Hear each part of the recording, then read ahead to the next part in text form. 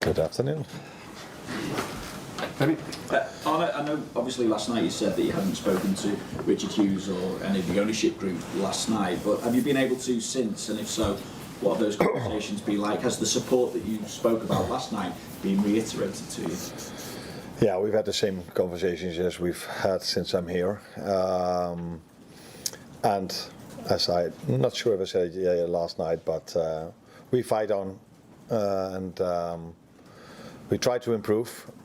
That's what we all try. But the conversations have been the same as they've been for the past 1.5 years.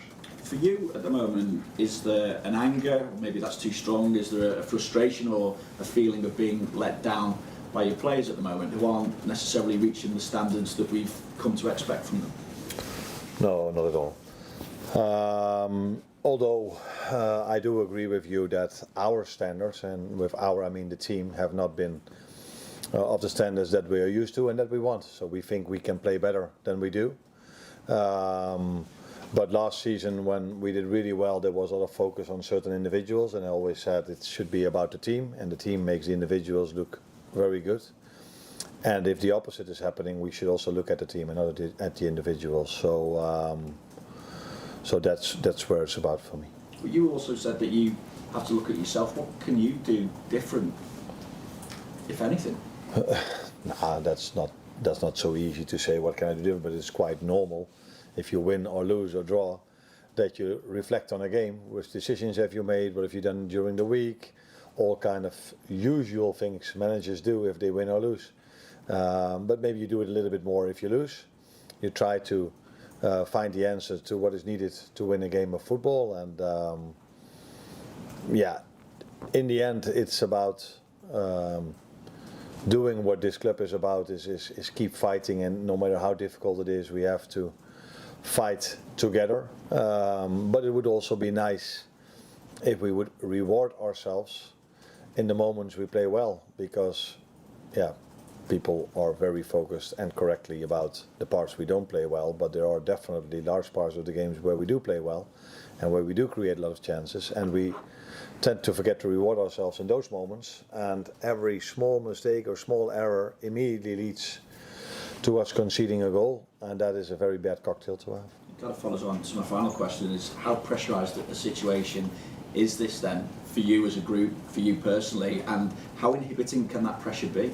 No, there's a lot of pressure if you work or play at a top club, and even more so if you start losing more games than this club or this players or this manager is used to. So then there's always pressure. But there was a lot of pressure last season as well for us to win the league, and now it's a different kind of pressure because we've lost so many games. But what it does to me, I can just do the same, but I don't have to play. So maybe my job is a little bit easier if it comes to this, because I think it's hard for every player if you are in a bad run of results, if you go down immediately after 3 minutes and then you play a good first half, and then 10 minutes after half time again you concede. So we get knock after knock after knock, which is hard, but that's why I keep saying that especially when that happens, we have to keep fighting, and that's what we've done so well last season, and what this club is about for so many years, and that's what we expect. The minimum what I and we expect is that we do this over 90 minutes, which is not always easy if you get knock after knock after knock. That's not a good look. Can I just ask you about the fitness of some of your players? Yeah. Who obviously with his problem that he picked up, and how Florian and Alisson are as well? Ali trained again with the team today, so we hope and expect him to be available in the weekend. Florian will have his final day of rehab tomorrow, so if that all goes well, he could train with the team on Saturday. And the third one was Hugo. Yeah, of course today was recovery, but they don't expect that it has to be a big issue, but yeah, games come fast, so let's see for the weekend. But it shouldn't have to be a big issue. And as far as West Ham are concerned as well, it feels like it'll be the wrong time for you that they're moving in a different direction now under Nuno Espirito Santo. They seem to have got a new wind and a fresh confidence of their own, I suppose. How do you feel they've been doing? Yeah, like you said, he's having an impact on their results. He's done so well everywhere he worked here in England, and didn't so well at Forest. Now he's doing well at West Ham again. So it's he's proven to be a difficult manager to play against, not only for me but for everyone, because he always has a very good game plan, and it's a tough team to beat at the moment, West Ham, which was different maybe than the beginning of the season, but we face them now, and that's why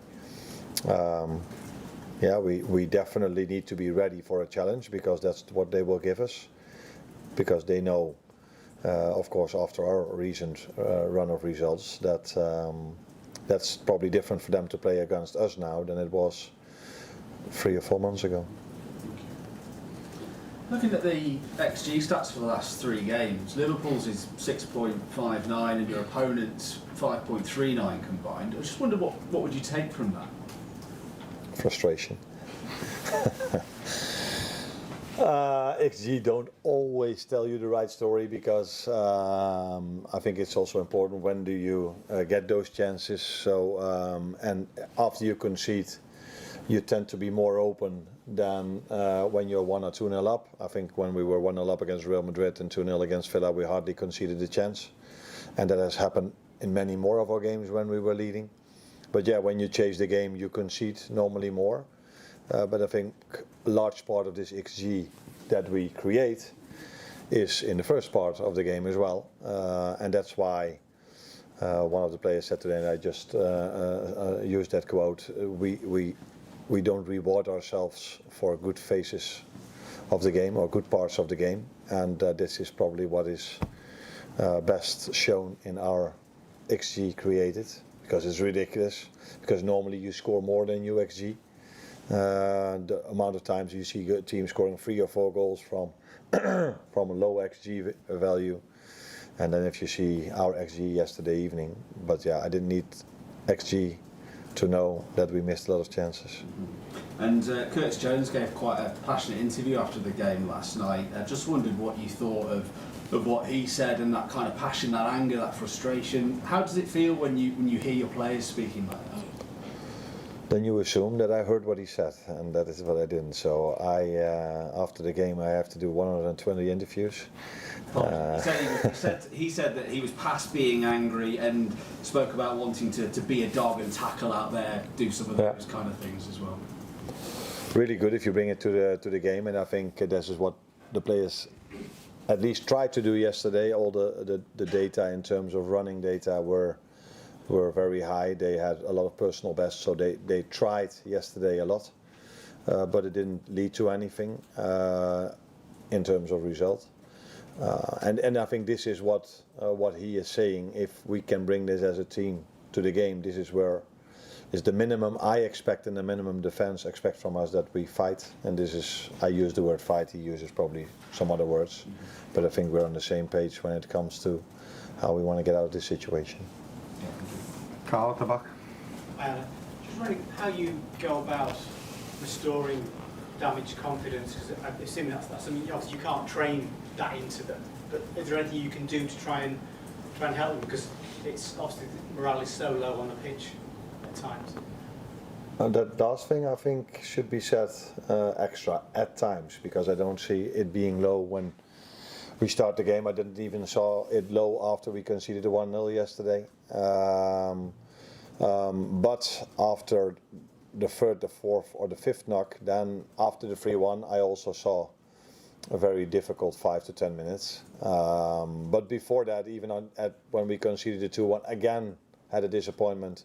We were able to generate enough chances, enough XG to make the 2-2, but after they scored the 3-1, I could indeed see that it hurt the players, and that wasn't the period where our fighting spirit was the best in the game, to say it mildly. And when they're in that mindset, are you confident your message is still getting across to them? After the 3-1, it's very difficult to get a message across to them when I'm at the sideline. But before the game and during halftime, I think the message comes across to them. If I see how we create our chances, it is a lot of the things we train and what is in the meeting. But unfortunately, it doesn't lead to goals, and that is difficult for them, for me, for our fans, for everyone. But that the message comes across is very clear to me if I see the way we generate our chances, and that is a lot from the work we do on the training pitch and during the meetings. So yeah, that's for me that's obvious. But yeah, when we're 3-1 down, then it's difficult to get the message across. If you're standing not so far, but if you're not standing on the pitch. Beth? Can I just ask about Joe Gomez? I know you obviously said the other day he had an injection last week, but how close is he to being able to play sort of meaningful minutes for you? Oh, close. He could have been involved yesterday as well in terms of minutes. But yeah, when we are 2-1 down or 3-1 down, I tend to make offensive substitutions. And for him to start a game is also definitely a possibility. But Konate didn't train 2 days before the game. He was a bit of a liability 2 days before. And then if you don't have that many defenders to start with, two players that maybe might not be able to play the whole 90, that's kind of a risk as well. So I decided to keep him, how do you say this, but you know probably what I mean. To keep him there for if Ibu was injured, and not to have to make two substitutions, because then probably would have ended up with one or two defenders. How did you sleep last night? What do you think? Not so well. No, not the best. Not completely poor. It wasn't as if I lie awake for the whole night, but although if we win, I don't sleep well. Also. So then there's probably a lot of adrenaline, and now there's a lot of thoughts going through your mind. But I had a few hours of sleep, enough to be able to be fresh again this morning. Peter Bos yesterday said after the game that he would have a drink with you. Did you have that drink? What did you talk about? No, unfortunately, I asked him to come in, but I had quite a lot of media work to do. And afterwards, when I came in, it was already a bit too late. So I will text him today to one more time congratulate him. So we didn't have time to have a drink now. Is he also someone you would talk to about having some advice for facing this challenge? Because he's been through this before. For you, it's the first time. I think there are a lot of people which I could call for advice, but there are a lot of people working at this club that can give me very good advice as well. Mark? Hi, Arne. You spoke just now about the messaging between you and the players, and also you spoke about how there was good moments mostly in the first half compared to the second half. If you think back to last season, there were so many occasions where you were able to change things at half-time and get an improved performance. So do you think there's any difference in how you're adapting and assessing what's happening in that half-time period, or do you feel like the players are still taking on that messaging in the same way? I think we always remember the last one or two games the most. I think our second half performance against City was much better than our first half performance. If I go further back, so the first loss we had was against Crystal Palace. Our second half performance was much better than the first half performance. So it has been, all the losses we've had have had a different story. And the last two, indeed, the second half wasn't as good as the first half, but in the last two we conceded straight after half-time. After already being disappointed in the first half, not getting what we thought we deserved. And like I said, in my opinion, the players kept on fighting after 2-1, because we were able to create 2 or 3 very good moments and chances. The Cody Gakpo header is, I think, usually a goal. But this moment of time, not for us. We've generated enough set pieces in that part of the game as well. But after the 3-1, again, that's the part people tend to remember, which is normal because the last part of the game. That was, of course, not of the standards and of the fighting spirit we would like to have in our team. Well, Arne, when you lose 3 successful games, do you look at the team and think it maybe needs a jolt? Do you look at the players who have had less minutes, the likes of Gomez and Endo Chiesa, and think they might be able to run the team now? Or have you seen enough from players that this can change the ones who haven't been playing? I think you consider everything. Until now I've decided differently. But they train with us every single day and they can prove themselves in those moments, and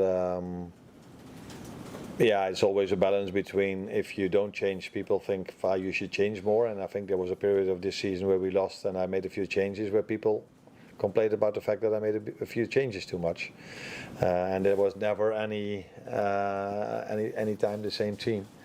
So